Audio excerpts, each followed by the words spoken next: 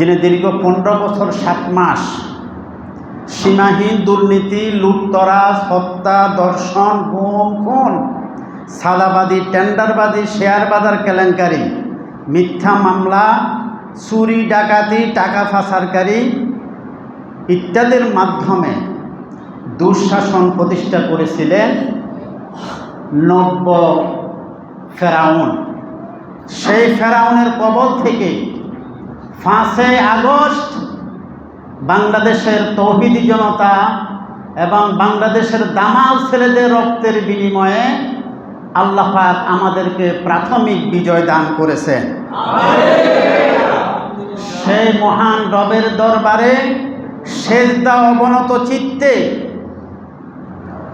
জীবনকে সঁপে দিয়ে আবারও পড়ছি আলহামদুলিল্লাহ। সম্মানিত উপস্থিতি, আল্লাহ রাব্বুল আলামিন ছাড় দেন, ছেড়ে দেন না। অবশেষে ফ্যাসিস্ট সরকার ধরা পড়েছে, কবর রচনা হয়েছে, বাংলাদেশের নির্লজ্জভাবে বাংলাদেশ থেকে পালিয়ে গেছে। এই দৃশ্য আল্লাহ পাক দেখার সুযোগ করে দিলেন। সে আল্লাহর দরবারে আবার শুকর আদায় করছি আলহামদুলিল্লাহ। 15 বছর বাক স্বাধীনতাকে কেড়ে নেওয়া হয়েছে। সিলেটের টাঙ্গাইল, ঢাকার গাজীপুর, কুমিল্লার বিভিন্ন জায়গায় মাহফিলের চিত্র এখন আমার চোখের সামনে বেশি উঠে। মাহফিল চলো অবস্থায় হাত থেকে মাইক কেড়ে নেওয়া হয়েছে। সেই আগুন এখনো ধাউ ধাউ করে হৃদয়ের মাঝে জ্বলছে। কথা বলতে পারি নাই, বাক শক্তি হরণ করে নেওয়া হয়েছে। তাদের পতন বলি নাই, তাদেরকে সরাও এই কথা বলি নাই। দেশের একজন দেশপ্রেমিক নাগরিক হিসাবে সরকারের অপকর্মগুলির আইন এবং কোরআন এবং হাদিস দিয়ে বিরোধিতা করেছি, এটাই ছিল অপরাধ। কিয়ামত পর্যন্ত যতক্ষণ মালাকুল মউত কাঁধে না আসতেছে ততক্ষণ পর্যন্ত ন্যায়ের পক্ষে, সত্যের পক্ষে, কোরআনের পথে কথা বলাই হচ্ছে একজন মুমিনের ঐতিহাসিক দায়িত্ব। সে দায়িত্ব পালন আমাদেরকে করতেই হবে। সম্মানিত উপস্থিতি, বাংলার ভাগ্যাকাশে নতুন ছবি সাজে উদিত হয়েছে আলহামদুলিল্লাহ। 5 আগস্ট সেই আগস্ট, সেই দিনের কথা স্মরণ করে দেয়। বাংলার শ্রেষ্ঠ 57 জন সেনাবাহিনীকে নির্মমভাবে হত্যা করে বিধবা করা হয়েছে, এতিম করা হয়েছে। তাদের অন্তর সামান্য কিছুক্ষণের জন্য হলেও শান্তি পাওয়ার দিন হচ্ছে 5 আগস্ট। এই দিন তো সেই দিন যেই দিন মানবতার অপরাধী তথাকথিত ট্রাইব্যুনাল গঠন করে মিথ্যা মামলা দিয়ে বাংলাদেশের শ্রেষ্ঠ সন্তানদেরকে ফাঁসির কাস্টে ঝুলিয়ে এই দেশের তৌহিদি জনতার হৃদয়ে আগুন দিয়েছিল। সেই 5 আগস্টে তাদের আগুন কিছুটা লাঘব হওয়ার দিন। এই দিন তো সেই দিন বিশ্ববন্দিত মুফাসসিরে কোরআন দলমত নির্বিশেষে সকলের কাছে হৃদয়ের স্পন্দন সে আল্লামা দেলোয়ার হোসেন সাঈদী সাহেবকে ষড়যন্ত্র করে চিকিৎসার নামে হত্যা করা হয়েছে। তৌহিদি জনতার হৃদয়ের আগুন কিছুটা নিবু নিবু অবস্থা হওয়ার দিন হচ্ছে 5 আগস্ট। 5 আগস্ট সেই কথা আমাদেরকে স্মরণ করে দেয়, যেই কথা ফেরাউনের চাইতেও ভয়ঙ্কর দৃশ্য এই ফ্যাসিস্ট সরকার বাংলাদেশের মুসলমানদেরকে দেখিয়েছিল। ওয়াইয নাজ্জাইনাকুম মিন আলি ফিরআউন ইয়াসুবুনাকুম ইউযাব্বিহুনা আবনাআকুম ওয়া ইস্তাহিয়ুনা নিসাআকুম। ফেরাউনের কথা আমরা শুনেছি, দেখি নাই। 70,000 পুরুষকে হত্যা করেছিল, নারীদেরকে জীবন্ত রেখে দিয়েছিল তাদের ব্যক্তিগত স্বার্থে। যে মূসা আলাইহিস সালাম আল্লাহর নবীর হাতে ফেরাউন ধ্বংস হবে, তার পথ ছিন্ন ভিন্ন হবে, জ্যোতিষীরা যখন এই কথা বলেছিল, এ মূসাকে দুনিয়াতে আসার পথ রুদ্ধ করে দেওয়ার জন্য সমস্ত মানুষগুলিকে, পুরুষদেরকে হত্যা করা হয়েছিল। তা আমরা শুনেছি ফেরাউন পুরুষদেরকে হত্যা করেছে, নারীদেরকে জীবিত রেখেছে। কিন্তু এই 17 বছর এমন এক সরকার বাংলাদেশে বসেছিল, ফেরাউনকে হার মানিয়েছে। তার অত্যাচার, নির্যাতন, নিপীড়ন থেকে পুরুষ, নারী, আবাল, বৃদ্ধ, বনিতা, শিশু কেহই রেহাই পাই নাই। আজকে এসবাব মসজিদের সমস্ত মুসল্লিদেরকে দিয়ে বলি, আল্লাহ তার উপর তোমার লানত, তার উপর তোমার লানত। আল্লামা সাঈদী সাহেব বলেছিলেন, এমন এক সময় আসবে, এমন এক সময় আসবে ইঁদুরের গর্তও খুঁজে পাবে না। আজ তাদের অনুসারীর সেই পরিণতি হবে। কিন্তু কথা হচ্ছে, আমরা কারো ধ্বংস কামনা করি না, আমরা প্রতিহিংসা পরায়ণকারী নই। আমরা রাসূল আকরাম সাল্লাল্লাহু আলাইহি ওয়াসাল্লামের বিদায়, মক্কা বিজয়ের ইতিহাস থেকে আমরা শিক্ষা নিয়েছি, আমরা সেই রাসূলের উম্মত। সম্মানিত উপস্থিতি, খুব অল্প সময়ের ভিতরে কথা শেষ করব। আজকে যে বিষয় নিয়ে আমি আলোচনা করার কথা ছিল, সেই নির্ধারিত বিষয়বস্তু আপনাদের সকলে জানা আছে। গত জুমায় আমি একটু ইঙ্গিত দিয়েছিলাম। সঙ্গত কারণে, বাংলাদেশের বর্তমান প্রেক্ষাপটের কারণে ওই বিষয়বস্তু আপাতত রেখে আজকে আমি এমন একটি বিষয় আপনাদের সামনে তুলে ধরেছি, যা আল হক ওয়া যাহাকাল বাতিল, সত্য সমাগত, মিথ্যা বিতরিত, এবং কিয়ামত পর্যন্ত মিথ্যার পরাজয় অবশ্যম্ভাবী। আলহামদুলিল্লাহ। সম্মানিত উপস্থিতি, আজকে সেই দিনের কথা আমাদেরকে স্মরণ করিয়ে দেয়, যেই দিন 5 মে শাপলা চত্বরে হেফাজতে ইসলাম সহ তৌহিদি জনতা রক্তে রঞ্জিত হয়েছিল। সেই ঢাকার রাজপথ, সেই কথা কি আপনারা ভুলে গেছেন? সেই কথা কি আপনারা ভুলে গেছেন? সেই কথা আমাদেরকে স্মরণ করিয়ে দেয়। সম্মানিত উপস্থিতি, আমরা মহান আল্লাহ রাব্বুল আলামিনের সেই আয়াতের কথা আমাদের বিশ্বাস ছিল, ওয়ায়ামুদ্দুহুম ফি তুগিয়ানিহিম ইয়ামাহুন, তোদের সীমা লঙ্ঘন এমন পর্যায়ে গিয়ে পৌঁছবে, আমি তোদেরকে রশি ছেড়ে দিয়েছি, তবে ইন্না বাতশা রাব্বিকা লাশাদীদ, আমার ধরা যেদিন হবে সেদিন বাঁচার কোনো উপায় নাই।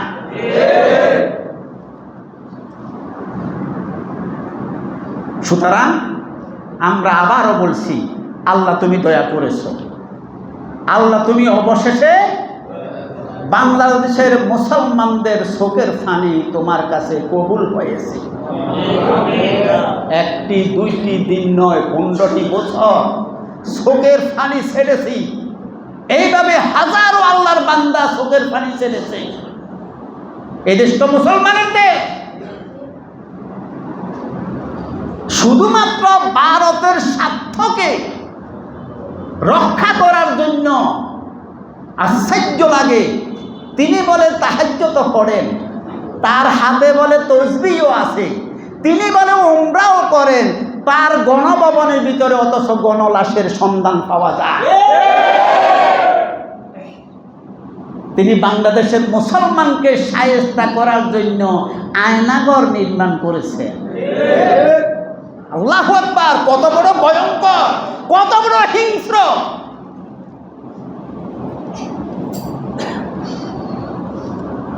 তাই আল্লাহ রাব্বুল আলামিন বলেন, ওয়াকুল জাআল হাক্কু ওয়া যাহাকাল বাতিল ইন্নাল বাতিলা কানা জাহুকা।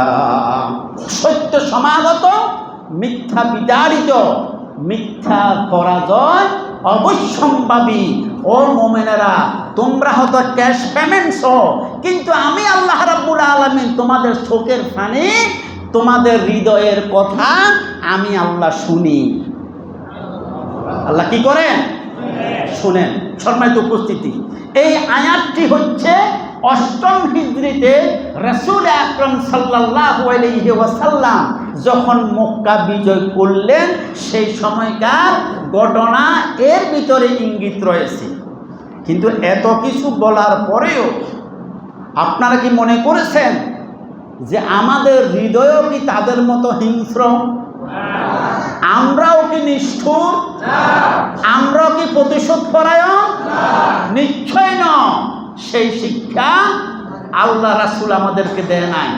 বিশ্বনবী জনাবে মুহাম্মদুর রাসূলুল্লাহ সাল্লাল্লাহু তাআলা আলাইহি ওয়াসাল্লাম 22টি বছর আল্লাহর নবীকে মক্কাতে থাকতে দেয় নাই।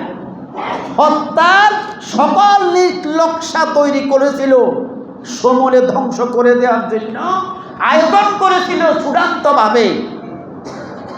এখানে শেষ নয়, বরং সাহাবা একরামদেরকে শেষ করার জন্য হাজারো পরিকল্পনা সেই রাসূলের বিরোধীরা নিয়েছিল।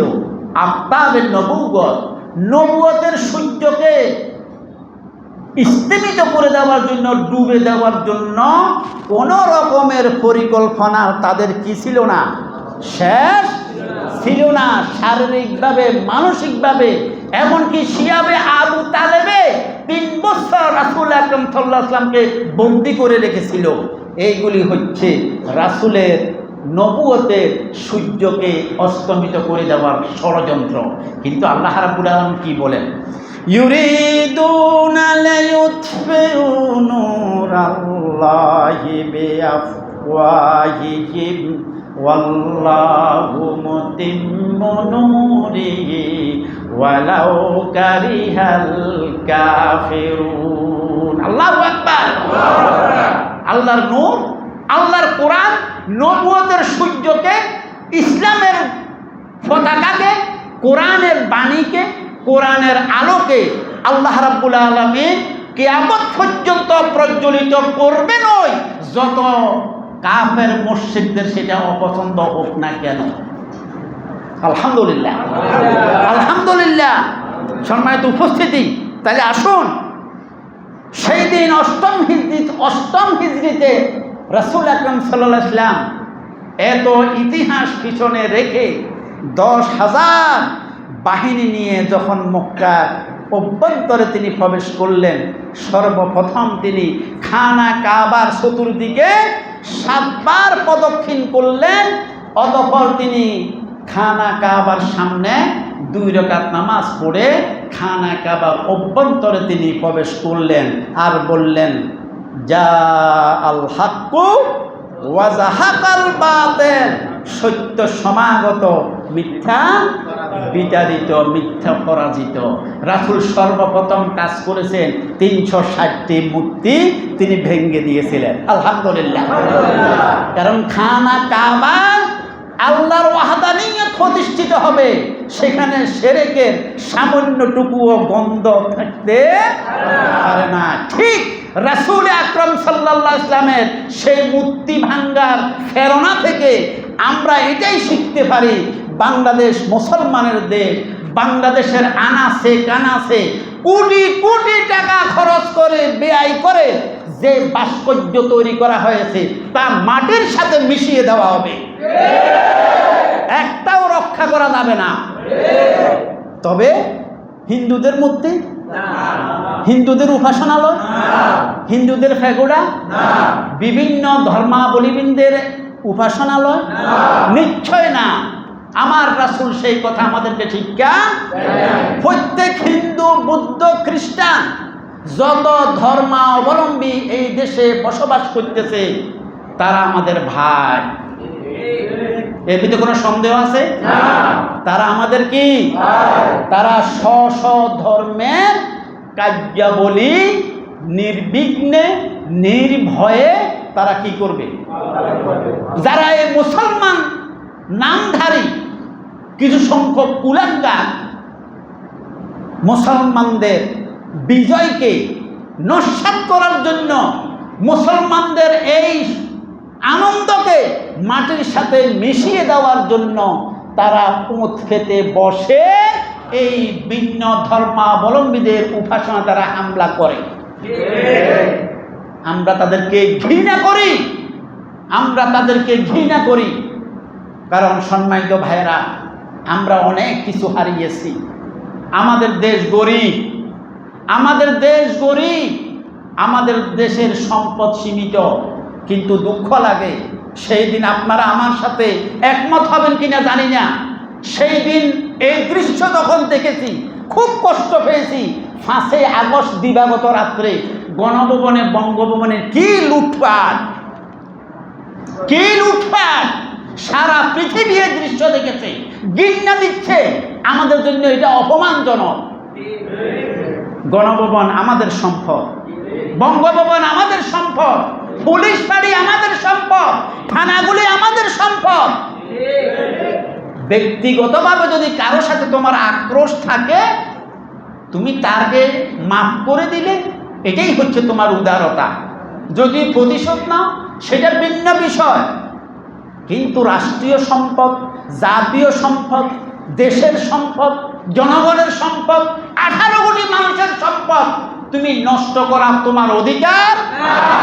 আমরা সকলে এটাকে ঘৃণা করি, আমরা ধিক্কার জানাই। এবং অনতিবিলম্বে আজকে স্কপ জামে মসজিদের এই মিম্বার থেকে বলছি, পাহাড়তলী থানার ইতিহাস আপনারা শুনেছেন, শুনেছেন না? আমি সকলকে আপনাদের ছোট্ট একজন ভাই হিসাবে আমি বিনয়ের সাথে আহ্বান রাখছি, আপনারা ভিতরে ভিতরে খোঁজ খবর নিয়ে এ রাষ্ট্রীয় সম্পদ, পাহাড়তলী থানার সম্পদ, এগুলি যেগুলি তারা হাইজ্যাক করেছে, লুট করেছে, তারা যেন জায়গা মতে তারা যেন পৌঁছে দেয়। আর যদি পৌঁছে দেওয়া না হয়, এমন এক সময় আসবে, কিন্তু তখন আফসোস করবে, আফসোস করবে। বাড়ি বাড়ি তল্লাশি করে দুর্বৃত্তদেরকে আইনের আওতায় আনা হবে। খবরদার আমরা এটা সমর্থন করি না।